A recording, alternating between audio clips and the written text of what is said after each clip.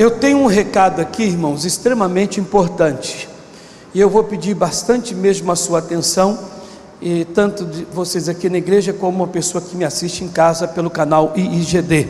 E nós estamos na Igreja da Graça de Deus de Campinas, localizado aqui na rua José Paulino 781, bem no centro da cidade, onde estamos aqui sempre, todos os dias, a abençoar a vida de todas as pessoas que se prontificam em vir aqui à nossa igreja, que é uma igreja que faz a obra de Deus muito sério. Amém? Abram as vossas Bíblias no livro de Mateus, capítulo 19, versículo 5. E você que costuma anotar a mensagem, nós vamos falar bastante coisa aqui. O título é Um Casamento Perfeito. Você fez bem em vir à igreja, e é uma mensagem que você tem que divulgar, em nome de Jesus de Nazaré.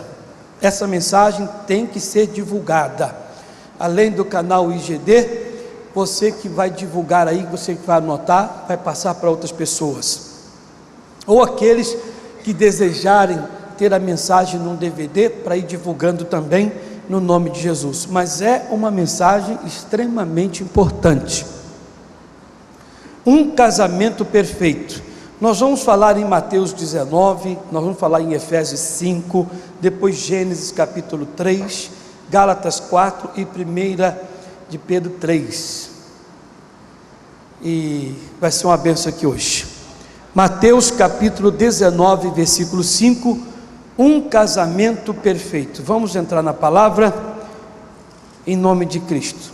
Diz o seguinte: e disse: portanto, deixará o homem pai e mãe, e se unirá à sua mulher, e serão dois uma só carne.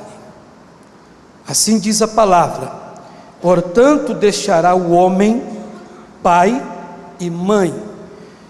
Casamento perfeito. Um casamento perfeito. Você quer ir bem no casamento? Você tem que deixar pai e mãe, costumes, que às vezes a pessoa casa e está vivendo com o seu marido, vivendo com a sua esposa, com aqueles costumes que o pai dela, a mãe dela tinha lá, demonstrava, empurrava, apresentava. Ela agora vai constituir uma nova família, ela agora vai viver com outra pessoa, ela não tem que vir com aqueles costumes que causaram problemas ao pai, à mãe, à família. O que é bom pode ser copiado, mas tem que deixar pai e mãe. Quando a Bíblia diz deixar também pai e mãe, não é simplesmente deixar a parte física, mas deixar aquilo que vai prejudicar o casamento. O momento que você estiver constituindo uma família, você diz: mas meu pai era assim, minha mãe era assim, meu pai fazia assim com a minha mãe fazia assim com o meu pai. Você vai ter problema no casamento, como os seus pais tiveram. Então tem que deixar pai e mãe. Mas eu não quero falar aqui propriamente do casamento que nós conhecemos, deste aqui de papai, mamãe, marido e mulher, a não ser falar aqui no campo espiritual, que é o casamento que nós temos com Jesus Cristo e com a igreja. É esse casamento, mas eu vou dando um exemplo, uma analogia do casamento que a pessoa tem entre duas pessoas nessa vida, nessa terra, que se tornem uma. Deixa pai e mãe e se unirá ao seu marido, à sua esposa. Se você se une a uma pessoa e não traz aqueles costumes, aquela coisa que pode estragar o casamento, seu casamento vai bem e será uma bênção, casamento perfeito. Você agora vai dizer para o marido para a esposa: olha, eu estou me casando com você, porque na verdade eu quero ser feliz, quero ser feliz do lado do homem que eu amo, do lado da mulher que eu amo. Aquilo que eu achar que está errado, eu vou falar para você. Que você está achando que está errado, você fala para mim, e vamos entrar em acordo. Está certo? Está certo. Me dá um abraço, me dá um beijo, e vamos fazer isso daqui para frente, até que a morte nos separe. No campo espiritual, preste atenção que essa mensagem é para abalar a gente. No campo espiritual, deixará pai e mãe. Bem, João 8,44, que não está no meu esboço, João 8,44, Diz a palavra que Satanás é o pai da mentira, e todo aquele que mente é filho do diabo. Não está no meu esboço, você pode anotar aí, João 8,44. Todo aquele, o diabo é o pai da mentira, todo aquele que mente é filho do diabo. Diz a palavra, deixa pai e mãe, e se una. Você está deixando o mundanismo, você está deixando a mentira, você está deixando a imoralidade, está deixando a infantilidade, está deixando o pecado. Você tem que se unir a Deus, se unir o que é mais sagrado, o que é de mais sagrado, o que é santo, o que é perfeito. Aquele que se une a Deus não pode trazer uma vida espiritual com Deus, os costumes de pai e mãe, a mentira. Vocês são inteligentes e entenderam. Não pode trazer a mentira, não pode trazer a imoralidade, não pode trazer o pensamento errado. Você não pode trazer aquilo que o diabo gosta. Mas se eu estiver dentro da igreja, fazendo um papel de cristão, aceitei a Jesus Cristo como o único e suficiente Salvador da minha vida, e estiver vivendo certas práticas, fazendo como eu fazia antes, vamos lá, deixa pai e mãe, chega, se casa com uma pessoa, e você diz, olha, é assim, assim, assim. Mas que papel feio é esse, mulher? Sou igual a minha mãe, sou igual ao meu pai. Meu pai nunca deu mole para minha mãe. E cala sua boca, hein, que eu te meto a mão na cara. Mas que papel é esse? Sou igual ao meu pai. Você acha que esse casamento vai para frente? Não vai. Isso vai ter problemas. Você se alia ao Senhor Jesus Cristo, ao Evangelho, nu e cru, cru e nu. Pronto, você agora é de Jesus por completo e total. Mas você traz aquilo do seu pai, da sua mãe, do mundanismo, para viver no cristianismo. Esse casamento não será perfeito, será desfeito. Você vai passar a vida inteira dentro de uma igreja, sofrendo como uma mulher ou um homem que passam a vida inteira juntos, que não cumprem, não praticam a palavra de Deus, estão juntos, mas vivem em sofrimento. Quantos não estão assim? Vivendo um casamento falso, ilusório, enganador. Ela está dentro da igreja, aceitei a Jesus Cristo como o único suficiente Salvador da minha vida, e eu sou cristão. Sofre sendo cristão, que não deveria, sofre estando dentro da igreja, não deveria. Mas por quê? Você vive, você pratica, você ama as coisas do seu pai e da sua mãe, faz aquele papel que eu venho repudiando aqui, que eu venho pregando contra, papel de menino, de criança. Eu dei essa mensagem aqui na igreja, e eu queria tanto aqui pregar novamente, um dia, mas sendo filmada, que é uma grande mensagem de você ser adulto. Eu conversava com a minha esposa uma hora, 2 horas atrás, a respeito de certas infantilidades, meninices que nós vemos. Não é por falta de orientação, não é por falta de aviso, não é por falta de mensagem, não é. A pessoa ela é muito criança, muito mesmo. A criança, igreja, ela faz coisa que é errada e ela não sabe que é errada, por isso ela é criança. Existem pessoas na igreja que estão fazendo coisas de criança, às vezes até sabe que é coisa de criança no campo espiritual, mas continuam fazendo. E para eu não errar, pastor, que pode ser que eu esteja fazendo coisa de criança e eu não sei, estou errando aí, o que eu faço? Paulo diz que é para você se tornar o quê? Adulto, entendido na palavra. Você não vai errar. É como eu sempre preguei, a pessoa espiritual, a pessoa santa, aquela que se envolve com Deus, está sempre buscando ao Senhor, ela sabe discernir as coisas. e por ninguém é discernida.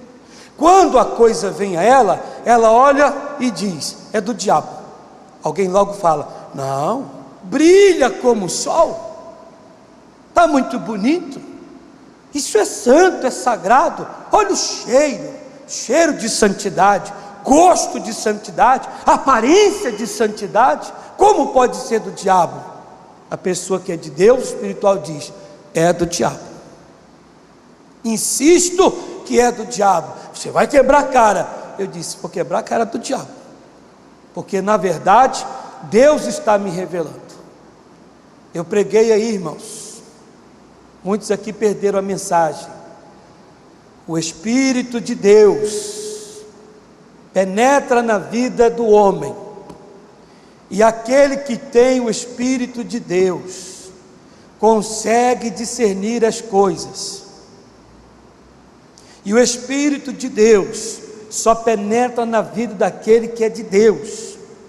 O mundo não pode receber o Espírito de Deus. Não recebendo, vai sofrer, vai comprar, viver gato por lebre no campo espiritual.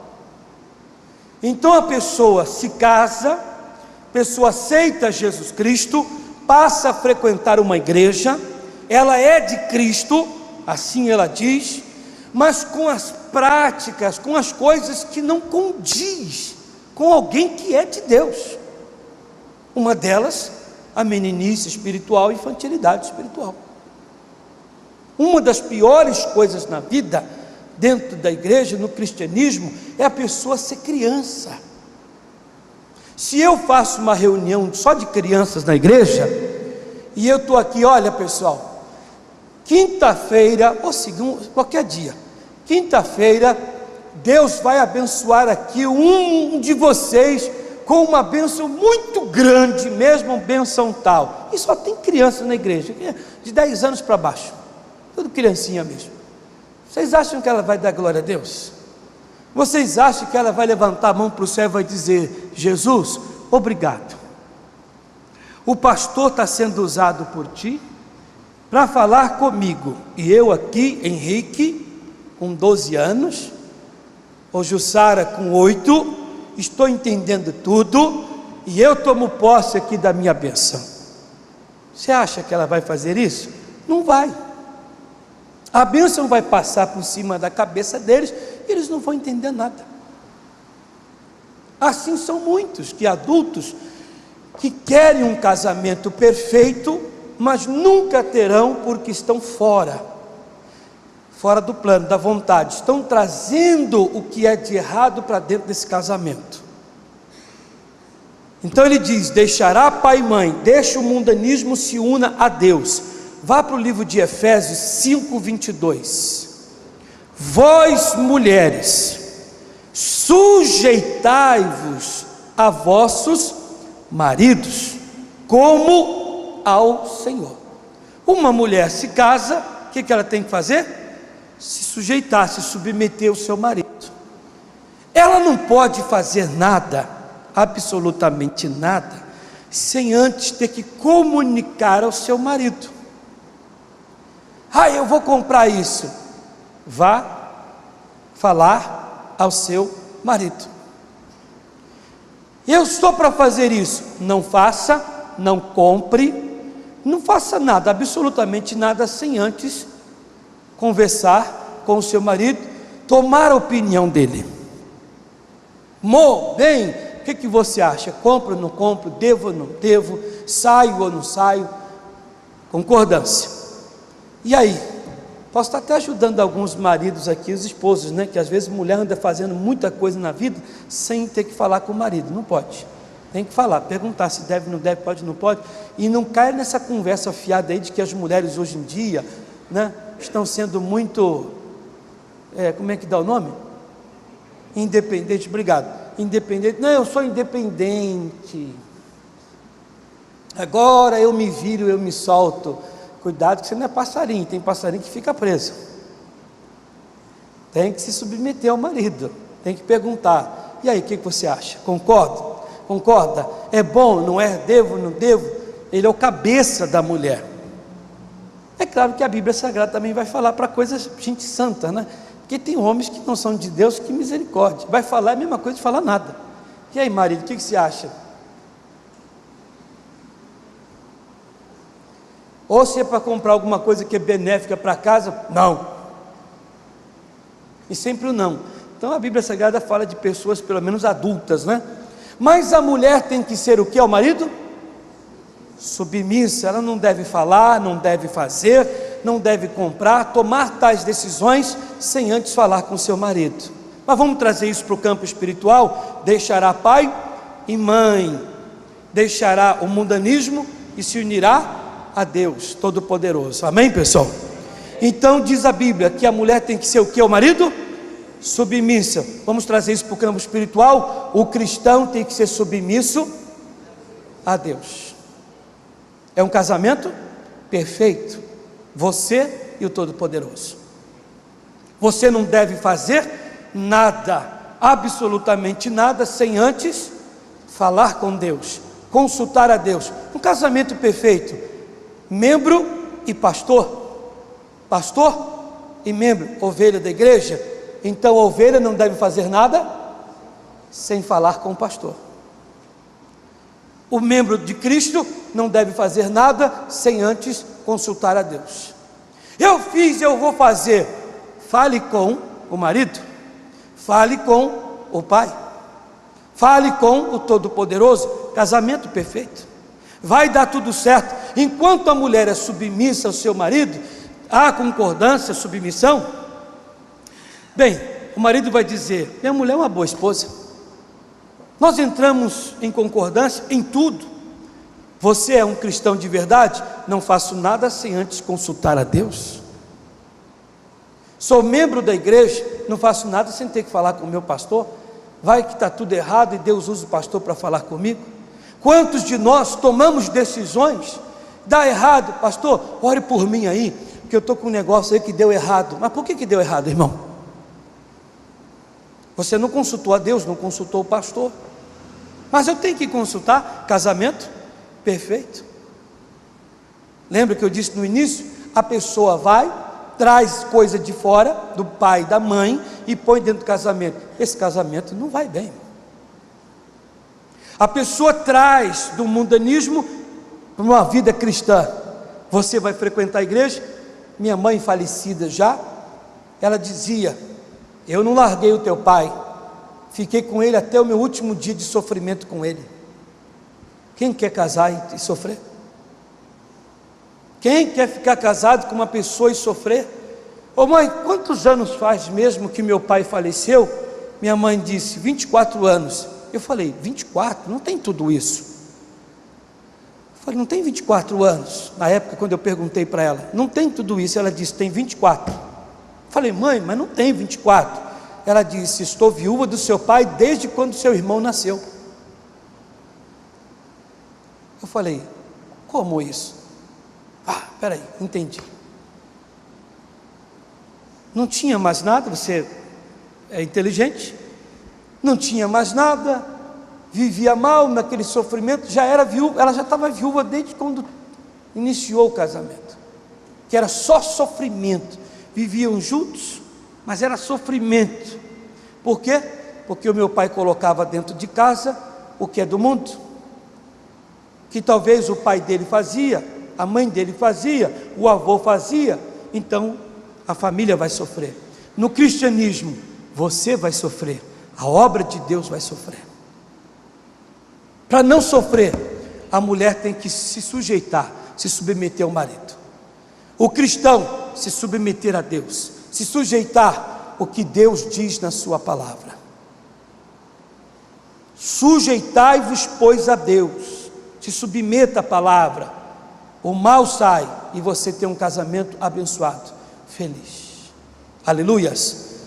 Vá para Gênesis capítulo 3, no versículo 1. Bem, nós estamos falando aqui de um casamento perfeito. Deixará pai e mãe. Se não deixar, você vai ter problema no casamento até que a morte o separe. Ou esse casamento vai se separar, os dois, e só tristeza. Para não acontecer, não deixe o costume de pai e mãe. Mundanismo, à comunhão que você tem com Deus. Efésios 5:22, você tem que se sujeitar ao seu marido, para que vá bem, um ao outro, né? O marido e a esposa, concordância, enfim, mesma coisa você com Deus. Gênesis 3, verso 1, ora, a serpente era mais astuta que todas as alimárias do campo que o Senhor Deus tinha feito. E esta disse à mulher: é assim que Deus disse: não comereis de toda árvore do jardim? Perguntou a serpente à mulher. Qual era a obrigação da mulher, igreja? Qual era a obrigação dela? A serpente foi lá e perguntou: vem cá, é verdade que Deus disse que de tudo vocês podem comer, menos dessa aqui? Qual era a obrigação dela?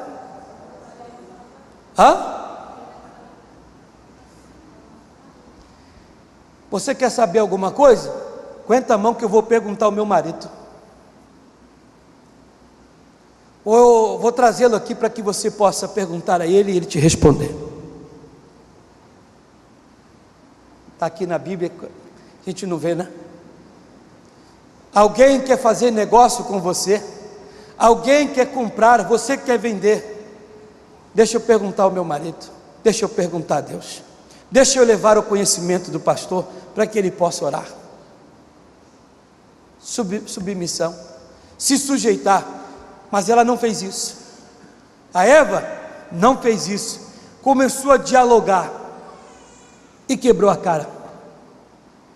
Ela deveria ali naquela hora ser submissa, fazer o papel de uma boa esposa, um bom casamento, mas ela não fez.